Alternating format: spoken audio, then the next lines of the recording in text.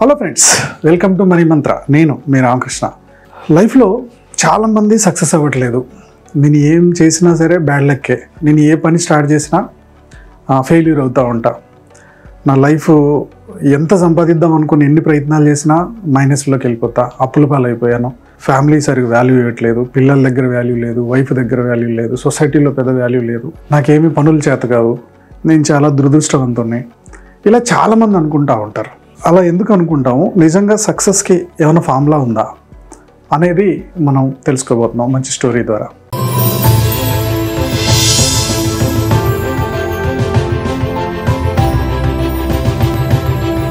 మానవుడిని తయారు చేసే క్రమంలో భూమి మీదకి మనిషిని పంపాలనుకున్నాడు దేవుడు. సో మన హిందూ ధర్మ ప్రకారం బ్రహ్మదేవుడు మనుషులను తయారు చేస్తున్నాడు.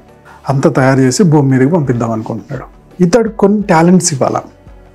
ఆ లైఫ్లో ఏదైనా చేయగలిగే అంత టాలెంట్ ఉండాలా. తలుచుకుంటే ఈ భూ ప్రపంచాన్ని మొత్తాన్ని కూడా ఏలేసే అంత టాలెంట్ ఉండాలి అతనికి. అంత గొప్ప టాలెంట్ని ఇతనికి ఇవ్వాలి. బట్ ఇతనికి ఇవ్వాలి అంటే దీన్ని ఇప్పటికిప్పుడు ఇచ్చి పంపించలేము. ఒక స్టేజ్ వచ్చినాక తనకు తెలియాలి ఆ టాలెంట్. ఈలోపు దాన్ని ఎక్కడ దాచిపెడదాం అని చెప్పేసి దేవతలందరి మధ్యలో డిస్కషన్ స్టార్ట్ చేశారంట. అప్పుడు సముద్రదేవుడు ఏమన్నంటే, ఓ పని చేద్దాం, ఈ టాలెంట్ ఏదైతే ఉందో ఈ టాలెంట్ని, ఈ నాలెడ్జ్ని తీసుకెళ్ళి సముద్రపు లోతుల్లో దాచిపెడితే ఒక వయసు వచ్చినాక అతని ఇల్లు తెచ్చుకునేటట్టు చేద్దాం.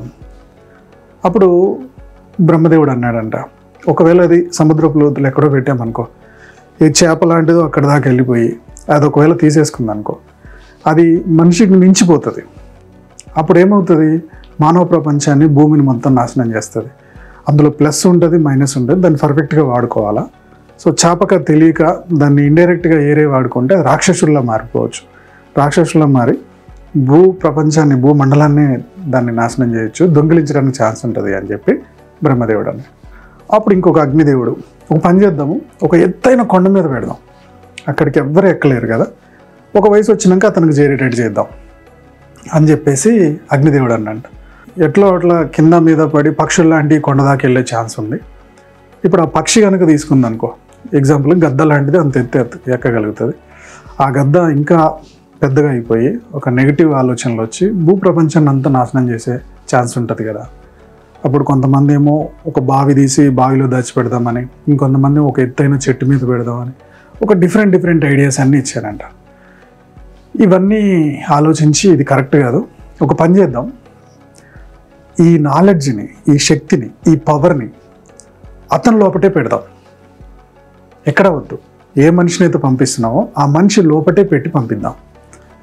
ఒక వయసు వచ్చిన తర్వాత నెమ్మదిగా తన లోపట ఉన్న పవర్ని తను తెలుసుకోవాలి.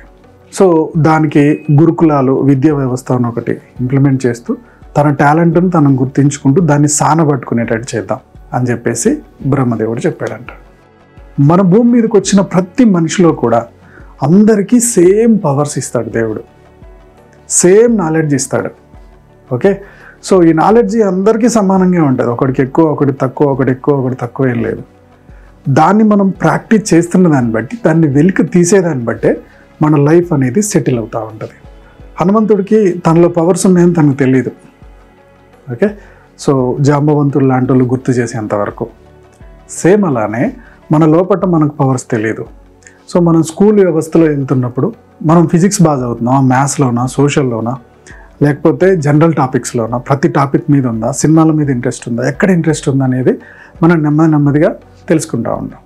సో ఇప్పుడున్న చాలామంది హీరోలు, వాళ్ళు చిన్నప్పటి నుంచి హీరోలను చూసి నేను కూడా సినిమా యాక్టర్ని అవ్వాలి అని చెప్పేసి వాళ్ళని వాళ్ళు సానబట్టుకొని సినిమాల్లో రాణిస్తున్నారు.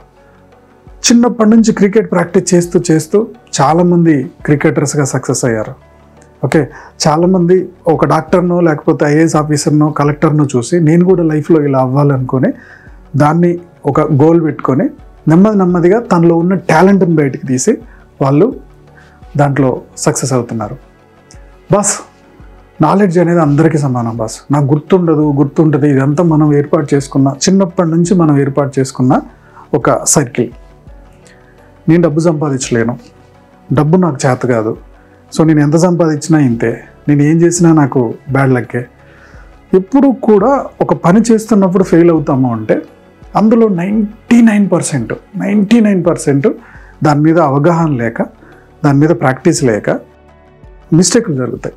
మనం ఏదో ఒక ప్రయోగం చేయడం వల్ల ఫెయిల్ అవుతాం, లేదా దానికి కొన్ని ఫండమెంటల్స్ ఉంటాయి, ఆ ఫండమెంటల్స్ ఫాలో అవ్వకపోవడం వల్ల ఫెయిల్ అవుతాం. 1% మాత్రం లక్ ఉంటుంది, ఓకే.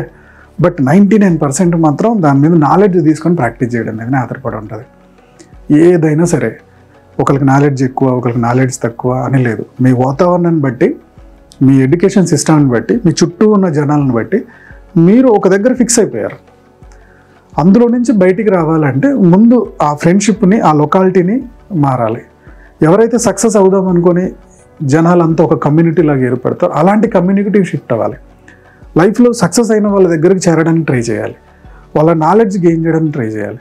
మనలో ఉన్న టాలెంట్ని కూడా బయటకు తీసుకుంటూ దాన్ని సానబట్టుకుంటూ ముందుకెళ్ళాలి. అప్పుడే లైఫ్లో సక్సెస్ అనేది చూస్తుంది. సో టాలెంట్ అనేది, నాలెడ్జ్ అనేది మన లోపటే ఉంది. దాన్ని మనం బయటికి వెలికి తీయట్లా. దాన్ని వెలికి తీస్తున్న కొద్దీ లైఫ్లో సక్సెస్ అనేది చూస్తాము. మీకు కనుక ఎక్స్ట్రా ఇన్కమ్ పెంచుకోవాలి, పైసా పెట్టుబడి లేకుండా ఇంట్లోనే కూర్చొని ఒక 2-3 గంటలు కష్టపడుతూ లైఫ్లో మీకు కావాల్సిన ఇన్కమ్ను సంపాదించుకోవడానికి నేను డైరెక్ట్ సెల్లింగ్ బిజినెస్లో గైడెన్స్ ఇస్తూ ఉంటా. మీకు ఇంట్రెస్ట్ ఉంటే డిస్క్రిప్షన్లో వాట్సాప్ గ్రూప్ లాగిన్ అవ్వండి, అడ్మిన్కి ఒక మెసేజ్ పెట్టండి, direct selling, digital direct selling business అనే అడ్మిన్ మీకు రిప్లై ఇస్తారు. సో ఈ స్టోరీ మీకు నచ్చింది అనుకుంటున్నాను. నచ్చినట్టయితే ఏం నచ్చిందో కామెంట్ చేయండి. మీ కామెంట్, మీ లైక్ ఇంకా మంచి మంచి వీడియోస్ని తీసుకురావడానికి, మంచి మంచి స్టోరీస్ మీ ముందుకు తీసుకురావడానికి, మిమ్మల్ని మోటివేట్ చేయడానికి నాకు కొంచెం హెల్ప్ అవుతాయి. సో మా యూట్యూబ్ ఛానల్ చూస్తున్న మా వ్యూవర్స్ అండ్ సబ్స్క్రైబర్స్ లైఫ్లో ఎప్పుడు కూడా గొప్పగా స్థిరపడాలని కోరుకోవడంలో మీ రామకృష్ణ ముందుంటాడు. Go self made.